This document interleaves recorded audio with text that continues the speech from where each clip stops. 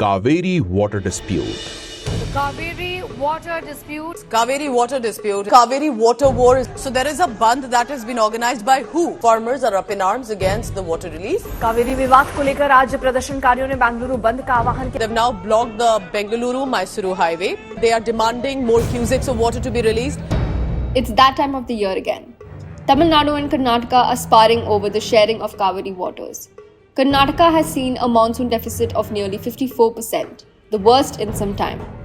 But Tamil Nadu's is demanding 24,000 cusecs of water daily. The Kaveri Water Regulation Committee awarded it only 5,000 cusecs for all of September and 3,000 cusecs till October 15th. But Karnataka says that 3,000 cusecs is too much. Karnataka's farmers have called for a state bandh on September 29th, and Tamil Nadu has decided to move the Supreme Court against what it calls the meager release of 3,000 cusecs. Earlier, when Karnataka moved the apex court against the award of 5,000 cusecs to Tamil Nadu, the court refused to intervene.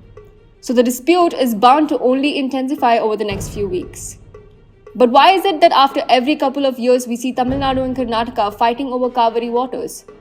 The other major river systems of South India like Godavari, Krishna, Mahadevi, etc. also are bound by water sharing formulas. But they do not see recurrent disputes. In sharp contrast, Kaveri generates a lot of heat every monsoon deficient year.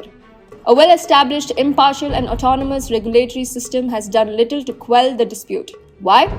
What is different about the Kaveri river system? In this video, we will try to give you an overview of the Kaveri dispute right from its genesis in 1892 to the current day.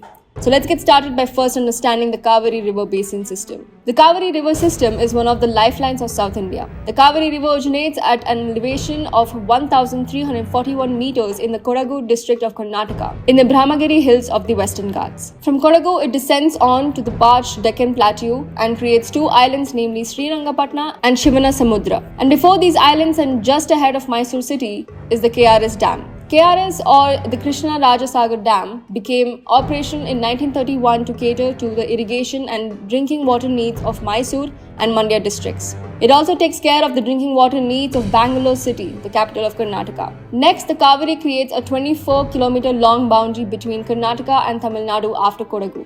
It then takes a southerly turn to enter Tamil Nadu, and its waters are dammed by the Mettur Reservoir in Salem district of Tamil Nadu. Mettur is another name that constantly crops up in the headlines. About 45 kilometers downstream, the Kaveri meets the Bhavani, its important right bank tributary. And below this, the Kaveri enters the plains of Tamil Nadu. Next, in the Tiruchirappalli district, as it flows in the plains, it is divided into two main branches, namely Kolliram River, also known as Kolrun River, and the southern branch, which is still called as Kaveri. After 16 kilometers, both branches converge to create the Srirangam Island. The Kaveri then breaks into various distributaries, creating a fertile delta. It finally merges into the Bay of Bengal in the Mailaduthurai district. This fertile and wide delta, also known as the Garden of South India, is of utmost importance of Tamil Nadu's agriculture.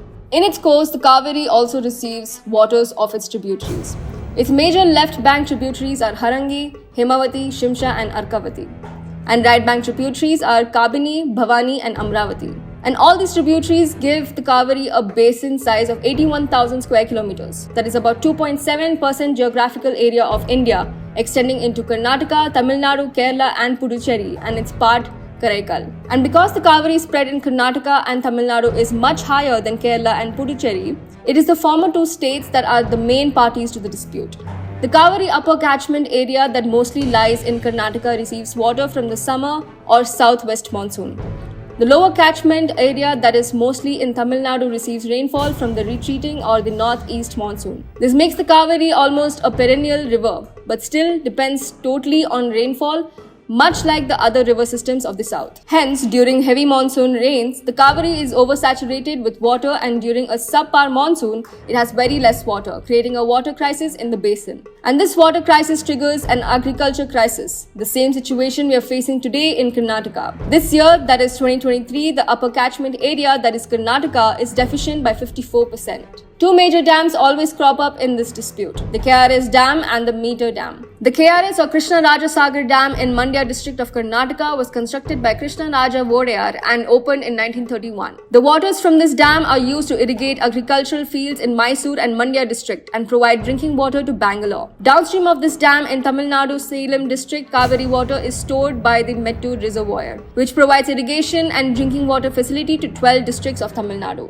Another place of importance that's always in news in this dispute is Billigundlu, a small village located on the left bank of this river in Tamil Nadu's Krishnagiri district. This is where the Central Water Commission has set up a water measuring station. It keeps track of how much water is released by Karnataka and received by Tamil Nadu. With this basic understanding of the Kaveri river system, let's understand the genesis of the dispute. And for that, we need to look at two agreements of 1892 and 1924, the Supreme Court judgment of 1990, the 2007 Kaveri Water Dispute Tribunal Award, and the last major verdict of the Supreme Court in 2018, and finally the subsequent formula that was evolved. The root of the dispute arises from the agreements of 1892 and 1924. According to 1892 agreement, the 1924 agreement was signed between the British-controlled Madras Presidency and the princely state of Mysore. According to this, Tamil Nadu and Puducherry were allocated 75% water, Karnataka was allocated 23%, and 2% was allocated to Kerala. But in 1974, this agreement expired and Karnataka refused to give 75% water to Tamil Nadu on the premise that it was British imposed, and as Karnataka is an upper riparian state in the Kaveri basin, it should get more water. This step of Karnataka led to verbal sparring between leaders of Tamil Nadu and Karnataka. In the 70s and 80s, the central government tried to solve this issue politically but failed to garner consensus between the two states. And finally, in 1986, the Tanjavur Farmers Association moved the Supreme Court pleading for the creation of a water tribunal. At the Supreme Court's suggestion, the VP Singh government constituted Kaveri Water Dispute Tribunal, that is CWDT, under Section 4 of Interstate Water Disputes Act 1956. In 1991, the CWDT provided a temporary solution in its interim order, but that failed miserably in 1995 due to subpar rains. After 16 years of its inception in 2007, the Kaveri Water Dispute Tribunal delivered its final order. It awarded Tamil Nadu 419 TMC of water against a demand of 512 TMC. Karnataka was allocated 270 TMC against a demand of 465 TMC. Kerala was given 30 TMC and 7 TMC was allocated to Puducherry. 10 TMC was reserved for environmental purposes and 4 TMC was let into the sea. But this verdict, which allocated less water against the demand of Karnataka as well as Tamil Nadu, created political ruckus in these states, and hence petitions were filed again in the Supreme Court against the CWDT order. And in 2018, the Supreme Court gave its verdict, the latest in a long legal battle. This order was a big victory for Karnataka. It reduced Tamil Nadu's share to 404.25 TMC from 419 TMC. It upped Karnataka's share from 270 TMC to 284.75 TMC. The share of Kerala and Puducherry remained unchanged at 30 and 7 TMC.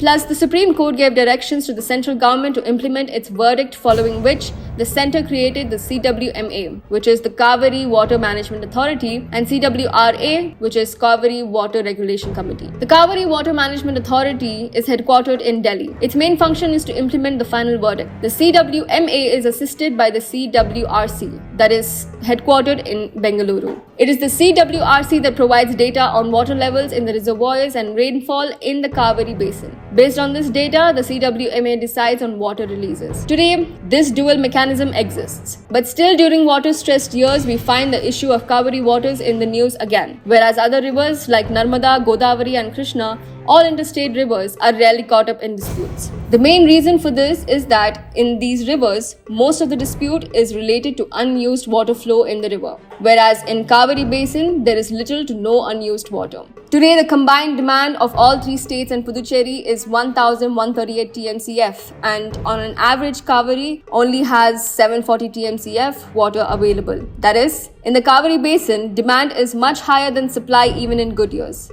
not to talk of monsoon deficient years. It is clear thus that the dispute will raise its head repeatedly. Both the states are bound to end in Supreme Court again. But it is unlikely that courts and regulators can come up with any better solutions than what already obtains. The one solution that Karnataka has put on the table is the Mekadatu Dam to save the excess waters of a good year for use in bad years.